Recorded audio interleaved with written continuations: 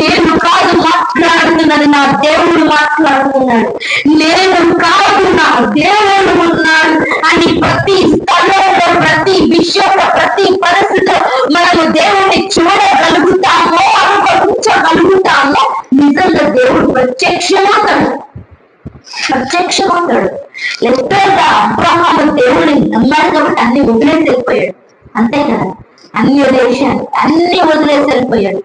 ఎందుకంటే నన్ను నడిపించే దేవుడు ఉన్నాడు, నన్ను అభివృద్ధి పరిచే దేవుడు ఉన్నాడు, నన్ను ఫలింపజేసే దేవుడు ఉన్నాడు, నాకు సంతానాన్ని ఇచ్చే దేవుడు ఉన్నాడు, ఏ శత్రువు కూడా నన్ను ముట్టనివ్వని దేవుడు ఉన్నాడు, ఏ అపాయం కూడా నాకు రానివ్వని దేవుడు ఉన్నాడు అన్న ఆలోచనతో తన నడకను ప్రారంభించాడు కనుక ఎక్కడున్నా కానీ ఏమి కాలేదు.